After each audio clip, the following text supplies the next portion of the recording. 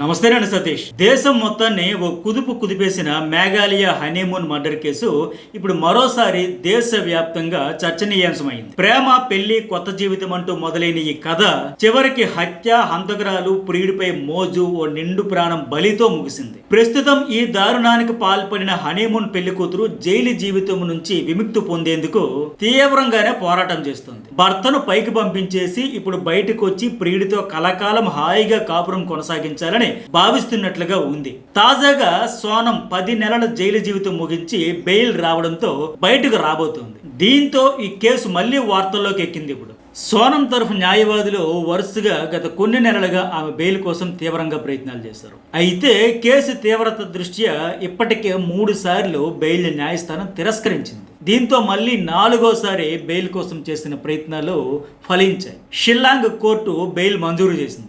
సోనం తన భర్తను అంతం చేసిన కేసులో అరెస్ట్ అయిన సమయంలో కొన్ని విధానపరమైన అంశాలను కోర్టు పరిగణలోకి తీసుకున్నట్లు తెలుస్తోంది. అరెస్ట్ టైంలో పోలీసులు చేసిన మిస్టేక్ వల్లే ఆమెకు బెయిల్ వచ్చినట్లు కోర్టు తెలిపింది. భారతీయ న్యాయ సంహిత BNS ప్రకారం హత్యకు సంబంధించి నిందితులపై 103 సబ్సెక్షన్ 1 సెక్షన్ విధించాలి. కానీ సోనం అరెస్ట్ మెమోలో సెక్షన్ 403(1) అని ప్రస్తావించారు. BNS లో ఇలాంటి సెక్షనే లేదు.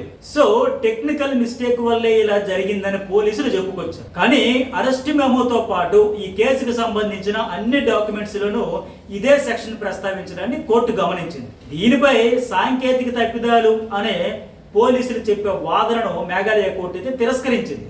ఈ నేపథ్యంలోనే సోనం అరెస్టుకు సరైన కారణాలు లేవని అభిప్రాయపడింది. దీంతో పాటు సోనంను అరెస్ట్ చేసి ఫస్ట్ టైం గాజీపూర్లోని కోర్టులో హాజరుపరిచినప్పుడు లాయర్ను కలిసేందుకు ఆమెకు అనుమతి ఇచ్చినట్లు రికార్డుల్లో ఎక్కడా లేదని, సో ఆమెకు అనుమతి ఇవ్వలేదు కనుకే ఆమె ఈ కేసును మొదట్లోనే తన అరెస్టును సవాల్ చేయలేకపోయిందని కోర్టు అయితే గుర్తించింది. దీంతో ఆమెకు తాత్కాలిక ఉపశమనం కల్పిస్తూ బెయిల్ మంజూరైంది. కోర్టు అన్ని షరతులతో కూడిన బెయిల్ ఇచ్చినట్లు సమాచారం. ఆ కండిషన్స్ ఏంటంటే ఈ కేసు విచారణకు క్రమం తప్పకుండా హాజరు కావాలి, ఆ ప్రాంతం విడిచి వెళ్ళకూడదు, సాక్షులను ప్రభావితం చేయకూడదు, ఇలాంటి షరతులు విధించినట్లు తెలుస్తుంది. 50,000 పూచీకత్తుతో ఆమెకు బెయిల్ తాజాగా మంజూరు చేశారు. ఈమె ప్రియుడు రాజ్ కుష్వాహా ఈ హత్యలో పాల్గొన్న మిగతా నిందితులు ఎప్పటికీ జైల్లోనే ఉన్నారు. సోనం మాత్రం బయటకు వచ్చేస్తుంది. అందుకే బెయిల్ రావడంపై సోనం చేతిలో బలైపోయిన రాజా రఘువంశీ కుటుంబం తీవ్ర ఆగ్రహం, ఆందోళన వ్యక్తం చేస్తుంది. మా అబ్బాయిని చంపిన వాళ్ళకి బెయిల్ ఎలా వస్తుంది అంటూ ప్రశ్నిస్తున్నారు వాళ్ళు. ఇప్పుడు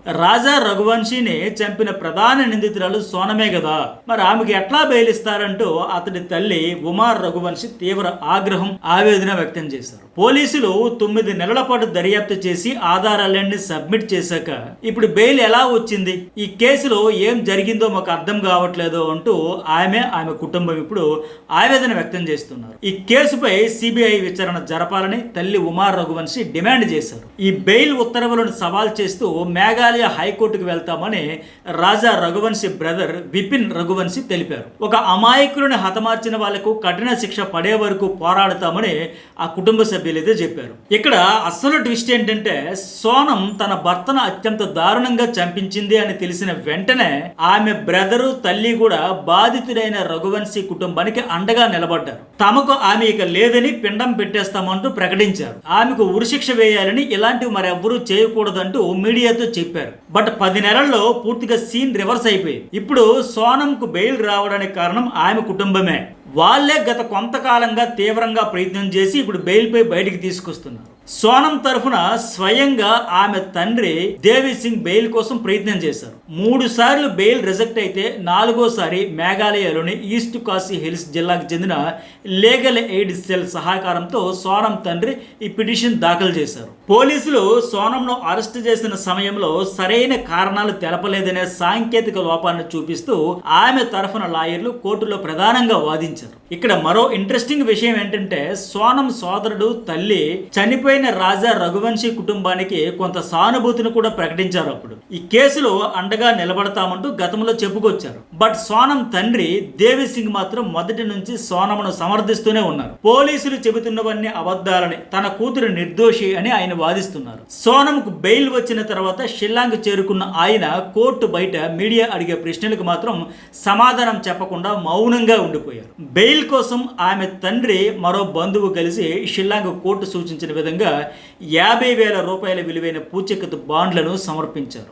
సోనం కుటుంబ సభ్యులు ఆమెను జైలులో ఎన్నిసార్లు కలిశారనేది ఖచ్చితమైన సంఖ్య గురించి అధికారిక సమాచారం ఇప్పటి వరకు బయటకు రాలేదు. బట్ సోనమును బెయిల్ కోసం ప్రతిసారి విచారణ సమయంలో, విడుదల సమయంలో ఆమె తండ్రి షిల్లాంగ్లోనే అందుబాటులో ఉన్నారు. అందుకే ఇప్పుడు సోనంకు బెయిల్ రాగానే ఆమె బ్రదరు, ఇతర కుటుంబ సభ్యులు మీడియాకు ముఖం చాటేశారు. మాట్లాడేందుకు నిరాకరించారు. ఎందుకంటే రఘువంశీ బాడీ దొరికిన తర్వాత, సోనం చేసిందని పక్కా ఆధారాలు దొరికిన తర్వాత స్వయంగా ఆమె సోదరుడు వెళ్లి రఘువంశీ తల్లి కాళ్ళ మీద పడి క్షమాపణ కోరాడు. ఆ కుటుంబం అందరికీ ఆయన క్షమాపణలు చెప్పాడు. ఈ కేసులో సోనం దోషిగా తేలితే కఠిన శిక్ష విధించాలని, ఇకపై ఆమెకు తమకు ఎలాంటి సంబంధం ఉండదని తేల్చి చెప్పారు. మొత్తానికి పక్కా ప్లాన్ తో భర్తను నమ్మించి తీసుకెళ్లి పని కానిచ్చేసి ఇప్పుడు 10 నెలల తర్వాత బయటకు వస్తున్న సోనం ఆమె చేసిన ఘనకార్యాలు 1, 2 కాదు. తన భర్తను నమ్మించి తీసుకెళ్లిన సమయంలో ఆమె నటన ఆస్కార్ను మించిపోయింది. పోలీసుల విచారణలో ఈ కేసులో దారుణమైన విషయాలే బయటకు వచ్చాయి.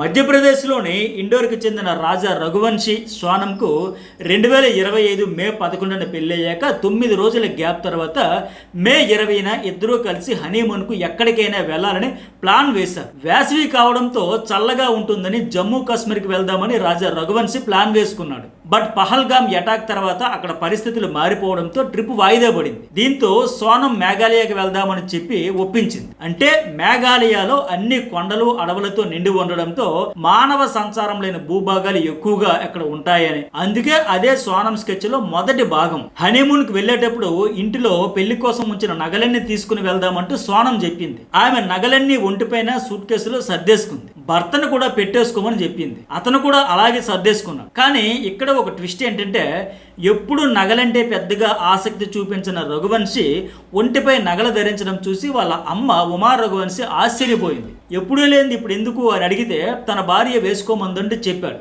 ఈ విషయం ఉమార్ రఘువంశీ పోలీసులకు దర్యాప్తులో చెప్పారు. అంటే మేఘాలయకు వెళ్లే ముందే సోనం పక్కా ప్లాన్ తో ఉందని అర్థమవుతోంది. తన భర్తను చంపేసి తనను కూడా కొట్టి నగలు ఎత్తుకుపోయారంటూ డబ్బుల కోసమే చేశారు అనేలా నమ్మించాలనేది ఆమె ప్లాన్. లేదంటే ఆ నగలు తీసుకుని తన ప్రియుడితో ఎక్కడికైనా ఎస్కేప్ అయిపోవచ్చు అనేది కూడా మరో ప్లాన్. అందుకే ముందే భర్తను నగా నట్రాతో రెడీ చేసి బలిచ్చేందుకు తీసుకెళ్లింది అనేది పోలీసులకు తేలిగ్గానే అర్థమైంది.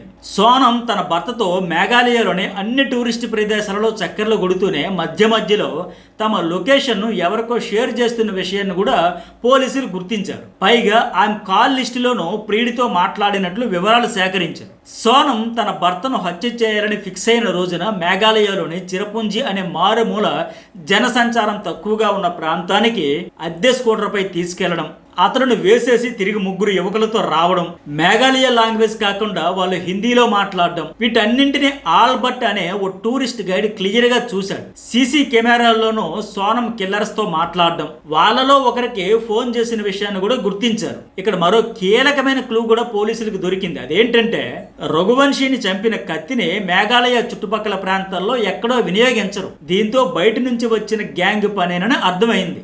సోనం భర్త రఘువంశీ స్టే చేసిన హోమ్ కు కిలోమీటర్ దూరంలోనే నిందితులు కూడా బస చేసిన విషయం గుర్తించారు. ఈ కత్తిని కూడా ఆన్లైన్ లో కొనుగోలు చేసి సోనం ఆమె ప్రియుడు ముందే సిద్ధం చేశారని కూడా తేలిపోయింది. మేఘాలయ మొత్తం ట్రిప్, స్టే, భోజనాలు, ప్లానింగ్ అంతా సోనమే చేసింది. రిటర్న్ టికెట్స్ మాత్రం బుక్ చేయలేదు. ఎందుకంటే ఎప్పుడు వస్తామో తెలియదు, అక్కడికి వెళ్ళాక పరిస్థితిని బట్టి బుక్ చేస్తామంటూ ఆవిడ చెప్పుకొచ్చిందని రాజా రఘువంశీ తల్లి ఉమా, ఆమె సోదరుడు విపుల్ బయటపెట్టారు. ఇక్కడ అన్నింటికంటే అతిపెద్ద జాదు ప్లాన్ ఏంటంటే, ఈ హత్యను పక్కాగా జరిగేలా డిజైన్ చేసిన రాజ్ కుష్వాహా ఆ తర్వాత చేసిన నటన మామూలుగా లేదు. ఆయన హనీమూన్ కు మే 20న వచ్చిన కొత్త జంట మే 23 నుంచి కనిపించకుండా మాయమైంది. ఈ విషయం తెలిసిన వెంటనే మరుసటి రోజే సోనం, రఘువంశీ కుటుంబాలు 2 మేఘాలయకి చేరుకున్నాయి. వాళ్ళతో పాటు ఈ ప్రియుడు రాజ్ కుష్వాహా కూడా అక్కడికి చేరుకున్నాడు. వాళ్ళతో పాటు ఎక్కడ లేని బాధ, నటిస్తూ వారం రోజుల పాటు వెతికాడు. ఆ తర్వాత అంత్యక్రియల్లోనూ కూడా పాల్గొన్నాడు. ముఖం ఎక్కడ లేని విషాదమయం చేసుకుని మరీ బాధ ప్రదర్శిస్తూ నటించాడు. సోనం నటనకు కూడా ఆస్కార్ ఇవ్వచ్చు. 2025 మే 23న వెళ్లిపోయిన సోనం తర్వాత జూన్ 9న అజ్ఞాతంలో నుంచి బయటకు వచ్చి ఇక నటన మొదలుపెట్టింది. తనకు ఎవరో మత్తుమంది ఇచ్చి ఎత్తుకుపోయారని, గాజీపూర్ తీసుకెళ్లి వదిలేశారంటూ చెప్పుకొచ్చింది. బట్ సోనం ఒంటరిగానే గాజీపూర్ కు వచ్చినట్లు పోలీసులు పక్కాగా సీసీ కెమెరా ఆధారాలు సేకరించారు. సో ఇన్ని రకాలుగా ఆధారాలు, క్లూస్ వాళ్ళకి దొరికాయి. ఇక్కడ అసలు మ్యాటర్ ఏంటంటే సోనం తన భర్తను చంపించేశాక నేరుగా మేఘాలయ షిల్లాంగ్ నుంచి గౌహతికి వెళ్లిపోయింది. అక్కడ నుంచి రైలులో కాశీకి చేరుకుంది. అక్కడ నుంచి మళ్ళీ గాజీపూర్కి వెళ్ళింది. ఈ మొత్తం ఆమె ప్రయాణం రూట్ మ్యాప్ ను పోలీసులు ఛేదించారు. పైగా తన ఆధారాలు ఏవి గుర్తించకుండా తన మొబైల్ ఫోన్ ను ధ్వంసం చేసింది.